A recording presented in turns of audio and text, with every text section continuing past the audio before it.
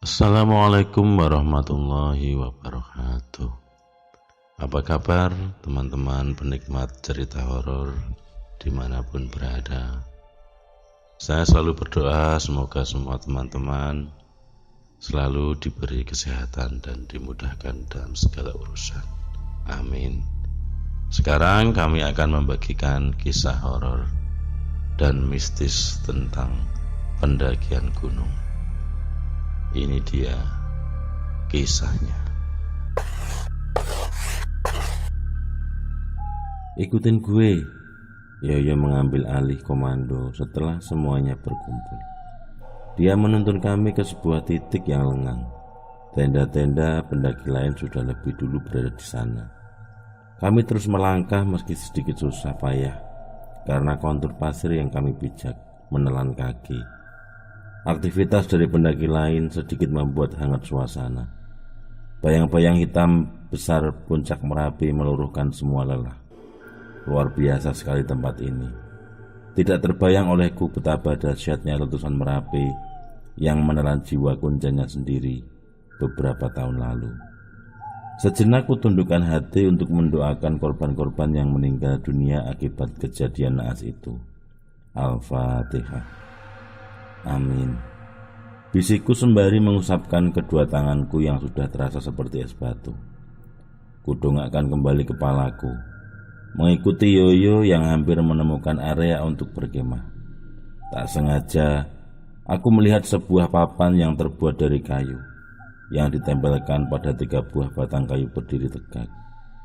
Pasar Bubrah. Terang dari tulisan di salah satu papan. Akhirnya aku sampai di tempat ini. Papan itu membuatku terpaku. Ku telusuri setiap sisinya, membiarkan yang lain lebih dulu melangkah. Terdapat sebuah tulisan yang membuatku merenung. Tulisan berbau peringatan itu berbunyi, "Di sini lebih baik aman. 1 orang terasa banyak. Jangan tambahkan lagi jiwa-jiwa yang mati sia-sia." Tulisan itu digulatkan oleh tinta berwarna merah, dipasang di 4 papan berbeda.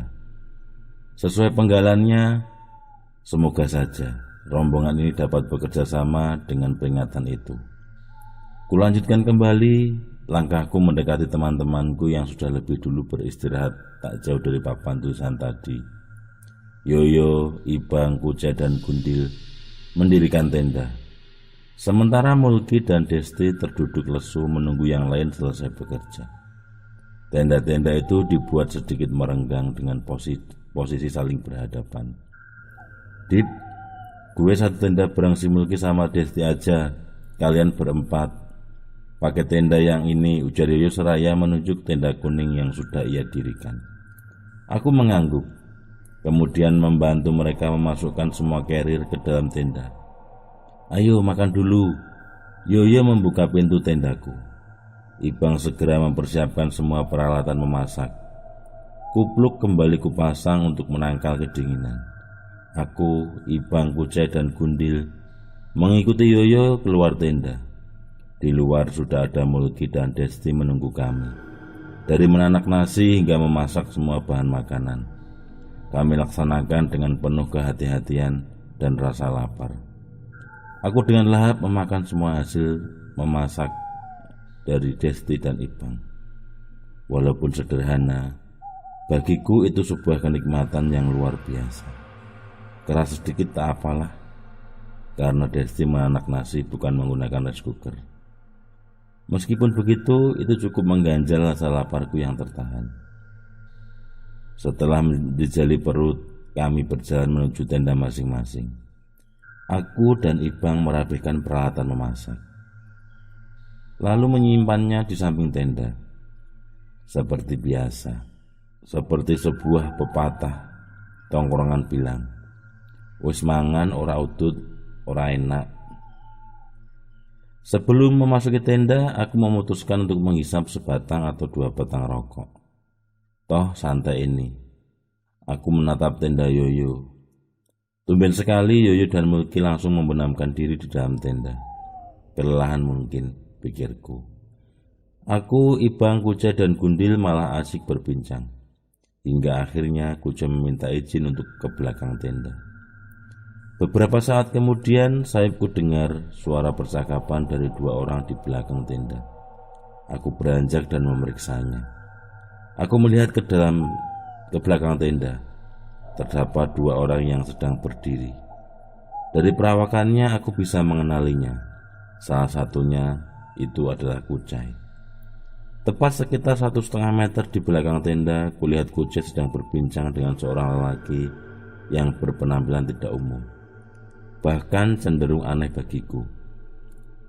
Aku menghampiri tempat Kucai berbincang dengan lelaki itu.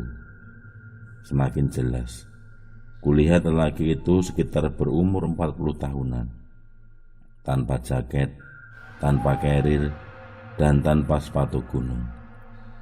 Lelaki itu hanya berpakaian layaknya orang yang hendak pergi ke sawah. Tanpa mengenakan sepatu gunung, lelaki itu hanya memakai sandal jepit sebagai alas kaki. Kenapa bisa lelaki ini mendaki gunung dengan penampilan ala kadarnya? Siapa dia? Kehadiran lelaki itu menghadirkan rasa penasaran bagiku. Lebih tepatnya, aku sangat penasaran dengan penampilannya yang tidak umum. Maaf Pak, dari mana mau kemana ya? Aku membuka obrolan. Saya warga sini, saya mau pulang, tapi sudah kemalaman. Rumah saya di belakang puncak sana. Lelaki itu menjawab dengan santainya, menunjuk ke arah siluet besar puncak Merapi. Ah, emang ada desa di belakang puncak ini? Satu pertanyaan besar menghujam di kepalaku. Tak ada reaksi kedinginan sedikit pun dari raut muka atau bahasa tubuhnya.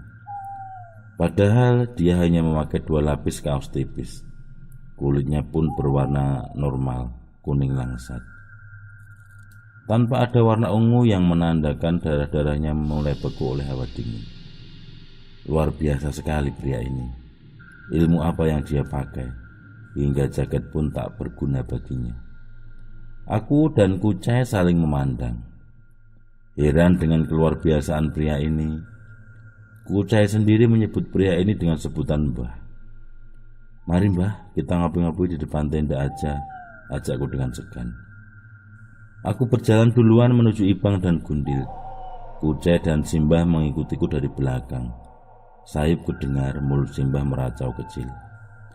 Bukan mengajak Kucai berbincang, dia meracau sendiri.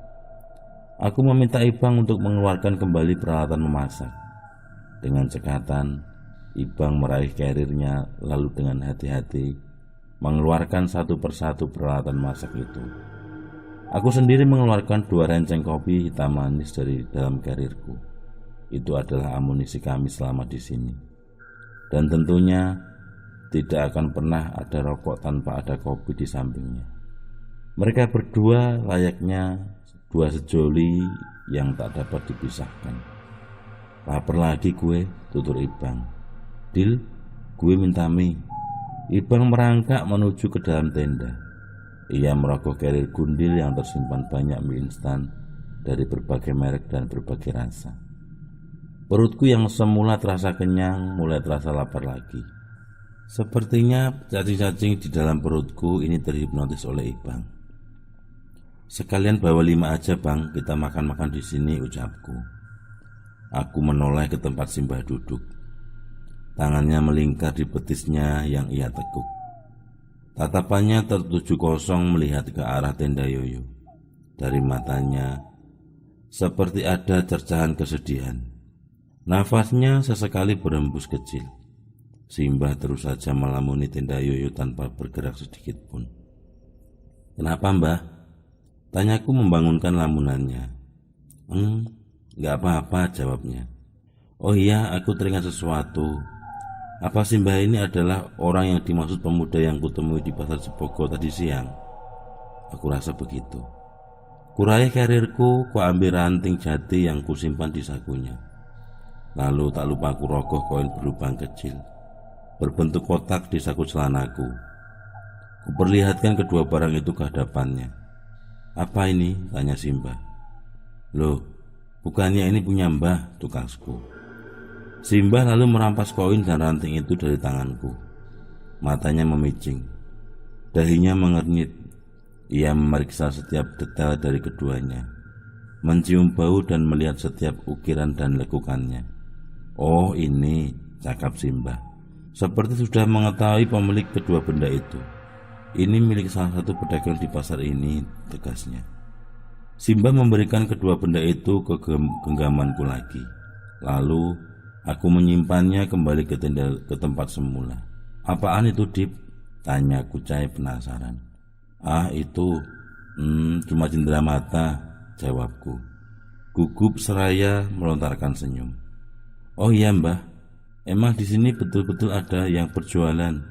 Kok masih sepi?" tanyaku, sambil ku bersihkan debu yang ada di tanganku.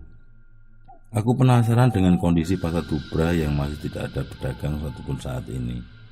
"Iya ada, tapi pasarnya baru buka nanti tengah malam," jawab Simbah, lagi-lagi dengan santainya. "Loh, kok masih sepi Mbah?" Lelaki itu hanya diam 1000 bahasa.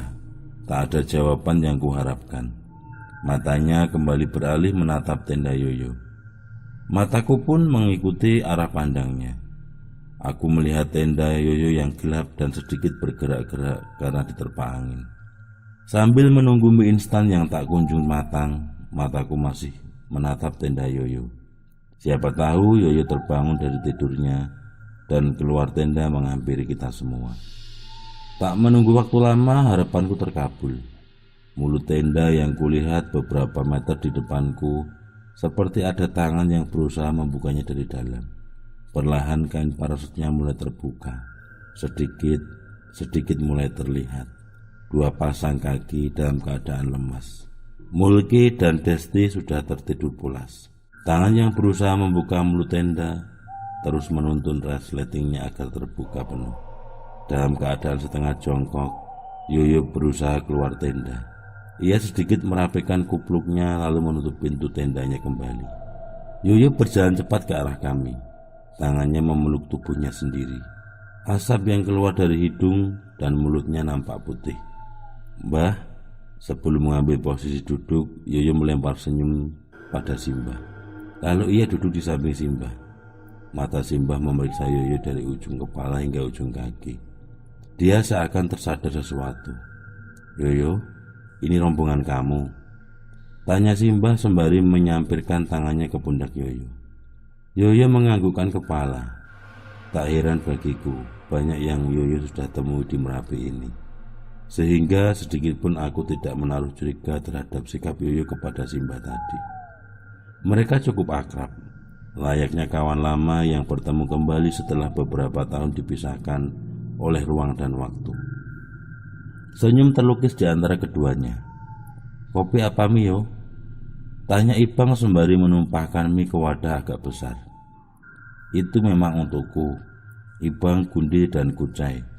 Sementara untuk Simbah, Ipang mengambil nesting miliknya sebagai tempat penyajian mie dengan porsi yang lebih sedikit. "Kopi aja Bang, udah kenyang gue," jawab Yoyo. "Oke," jawab Ibang menyanggupi. Mie instan sudah tersaji di depan mata. Ibang masih berkutat dengan nesting berisi air yang ia taruh di atas kompor portabel. Selagi menunggu mendidih, Ibang memberikan mie milik Simbah, lalu beringsut sedikit siap menyantap mie yang sudah tersaji dalam wadah. Kami lebih baik seperti ini. Untuk membangun kebersamaan, hal sederhana seperti ini sangat perlu untuk dilakukan. Satu wadah untuk bersama. Tadi pun begitu. Hanya saja wadah ini sekarang tersaji mie, bukan nasi dan lauk pauk. Ibang mondar-mandir memeriksa kondisi air yang ia masak. Setelah mendidih, baru ia seduh kopi yang sebelumnya sudah ditaburkan ke dalam gelas plastik. Yoyo menyambut bahagia kopi yang ia pesan. Tangannya merogoh satu saku celananya dalam-dalam, seperti mencari sebuah kepingan harta di dalam tanah. Ternyata Yoyo mengambil sebuah rokok dari sakunya itu. Sial, dia mendahului kami. "Yo, emang di daerah sini ada desa?" tanyaku sembari lahap menyeruput beberapa helai mie instan yang nikmat ini. Ada, jawabnya singkat. Kepulan asap rokoknya membumbung, sehingga hampir tak dapat dibedakan antara asap rokoknya dengan asap dari karbon dioksida yang keluar dari setiap hembusan nafas kami. Hanya saja lebih pekat. Gue lanjut ngopi di tenda aja. Bahaya kalau si Mulki sama Desti ditinggal berdua. Masih dengan rokok dan kopi di tangannya, Yoyo meninggalkan kami. Mari mbah, ujarnya. Dia melangkah kembali menuju tendanya. Karena khawatir asap rokoknya berkumpul di dalam tenda, kulihat Yoyo sempat membenamkan bara api rokoknya ke dalam pasir tepat di depan tendanya. Rokok itu pun mati seketika. Puntungnya ia taruh di saku jaketnya. Lalu dengan menunduk mundur ia masuk tenda, lalu melontarkan senyum dan melambaikan tangan ke arah Simbah. Masih terdapat sesuatu yang mengganjal di pikiranku. Aku masih tak habis pikir. Di daerah Segersang ini terdapat sebuah desa. Desa yang kata Simbah terletak di puncak Merapi ini. Selamat dari letusan beberapa tahun lalu. Aku mengerutkan dahi. Berusaha keras menerima pernyataan dari Simbah. Namun otakku buntu. Aku sama sekali tidak menemukan jawaban. Kulihat sekali lagi perawakan Simbah dari ujung rambut hingga ujung jari-jari kakinya. Aku dapat memastikan dia memang manusia. Tapi mengapa penampilannya senekat itu? Padahal aku yang manusia normal pun memakai jaket berlapis di sini. Dan dengan dia mengaku terdapat desa di area Segersang ini. Mulut berhias kumis tebal itu terus lahap memakan mie yang kami beri. Hahaha, kami semua terperanjat.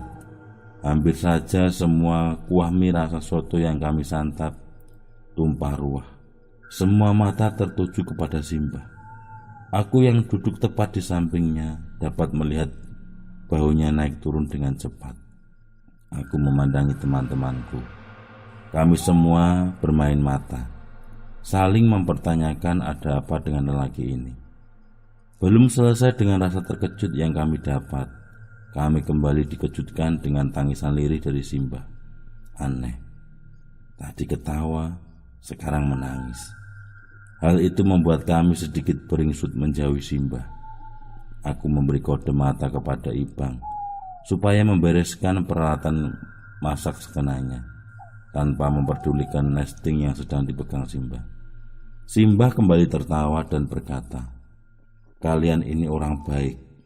Besok kalian mampir dulu ke rumah saya ya. Kalau saya nggak bawa orang baik seperti kalian, ibu saya bisa marah." Dadaku seperti dijejali balon, lalu ditiup hingga meledak. Mendengar pernyataan seperti itu membuatku ingin segera masuk tenda, lalu mengunci pintunya rapat-rapat. Mungkin bisa diwakilin Yoyo, ucap Gundi dengan ekspresi senyum yang dipaksakan. Ibang yang sekenanya merapihkan peralatan masak pelan-pelan memasuki tenda, diikuti oleh Kucai dan Gundil. Di luar hanya menyisakan aku dan Simbah. Keringat dingin mulai membasahi keningku. Ludah yang beberapa kali kutelan terasa berat sekali. Aku tak pernah merasakan setakut ini. "Kami duluan masuk tenda ya mbah, sudah pada ngantuk," ucapku dengan terbata-bata. Untungnya Simbah mengizinkan. Hati ini terasa lebih lega ketika aku baru saja memasuki tenda. Kemudian tergesa kututup resleting pintu tenda rapat-rapat. Untuk lebih meyakinkan dan memberi kami kenyamanan, di balik mulut tenda itu aku sumpah dengan 4 carrier sekaligus. Di dalam tenda suasana sangat sunyi. Tak ada candaan yang terlontar, tak ada lawakan yang biasa tersaji. Semua diam di balik sleeping bagnya masing-masing. "Cai, gimana caranya lu bisa ketemu dia?" tanyaku cepat berbisik di telinganya. "Gue juga nggak ngerti, Dip. Tiba-tiba aja dia ngambilin gue di belakang tenda," jawabnya. Aku melirik Ibang. Kali ini sang jawara pun sepertinya takluk. Ibang menyelimuti dirinya sendiri dan menghadap ke belakang tenda. Mungkin ia belum mempunyai jurus penangkal jika dirinya dibawa ke alam gaib oleh Simbah. Udara semakin terasa kedap. Kulirik semua temanku sepertinya sudah terlelap. Beruntung sekali mereka dapat tidur dengan mudahnya. Aku merasa sendirian. Ketakutanku semakin menjadi ketika aku dengar di luar tenda Simbah masih meracau sendiri. Kadang tertawa, kadang pula menangis. Darahku terasa semakin mendesir ke atas ubun-ubun. Jantungku berdegup kencang. Sialnya aku belum juga mengantuk. Selain mendengar racauan tak jelas dari lelaki aneh yang baru kukenal itu, telingaku menangkap suara-suara lain. Di luar, situasi begitu ramai. Sedikit keberanianku kembali muncul. Aku bergeser sedikit ke dekat mulut tenda untuk mencari tahu apa yang sedang Simbah racaukan. Tiba-tiba ada tangan yang mencengkeram pinggangku dengan kuat. "Mau ngapain lo?" tanya Kucai berbisik keras. "Gue kepo sama Simbah."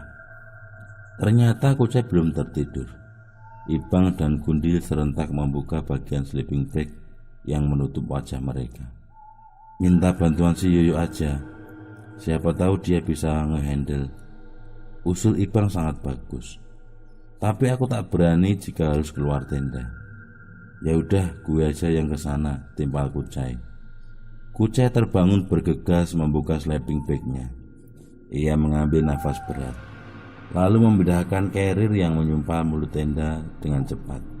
Kucai membuka resleting pintu tenda, kemudian dengan sedikit berlari, ia menghampiri tenda Yoyo.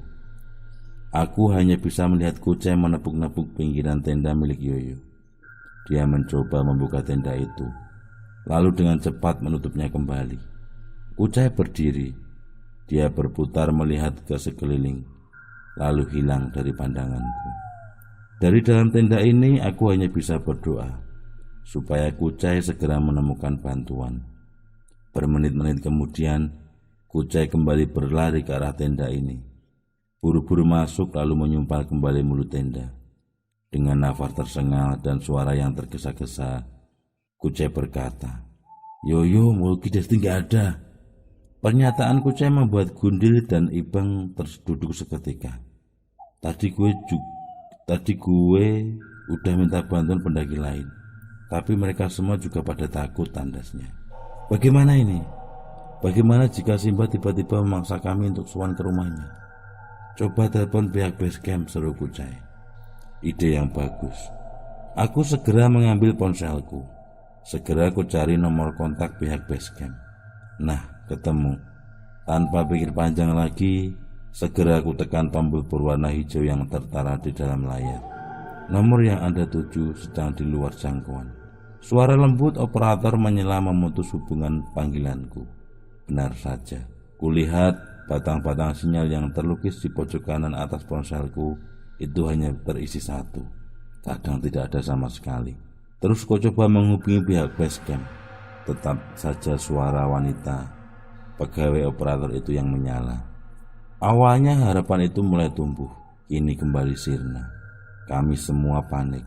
Sumpalan carrier di mulut tenda kami tambah dengan sepatu yang dirapatkan di atasnya. Langkah terakhir yang bisa kami tempuh adalah hanya memaksakan diri untuk tertidur. Mungkin Simbah tidak akan berani mengajak kami ke rumahnya jika kami dalam keadaan terlelap. Semua mengatur posisinya dengan baik, kembali menutupi sekujur tubuh dengan sleeping bag. Semakin larut malam, semakin banyak pula aku mendengar suara dengkuran teman-temanku itu. Mereka bertiga sudah terlelap, kecuali aku. Di samping aku tetap tidak bisa tidur. Aku tetap ingin menjalankan amanah yang diberikan pemuda yang kutemui di pasar Cepogo. Aku menunggu tengah malam tiba untuk memberikan titipan koin berlubang kecil dan ranting jati. Sayup kudengar suara racauan Simbah perlahan mengecil hingga akhirnya hilang. Disusul suara gemuruh yang membuatku terkejut. Suara Simbah benar-benar menghilang. Akhirnya aku bisa bernafas lega. Aku bergeser sedikit menuju mulut tenda yang untuk mengintip dari celah resleting. Benar, lelaki itu sudah tidak ada. Nesting bekasnya pun ia simpan dengan rapih di tempat di depan pintu tenda. Sejurus kemudian, aku kembali dikagetkan oleh sebuah suara.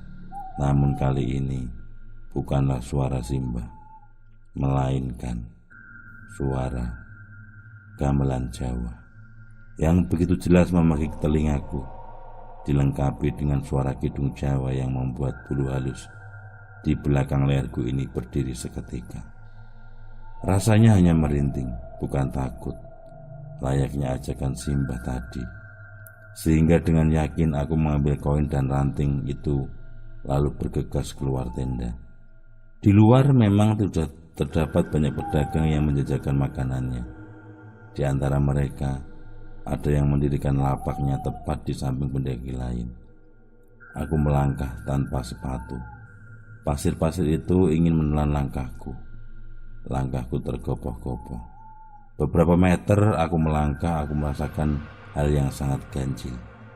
Kapan pedagang-pedagang ini mempersiapkan lapaknya? Aku berputar melihat sekeliling. Ternyata pedagang-pedagang itu sudah sangat bersiap menjajakan dagangannya.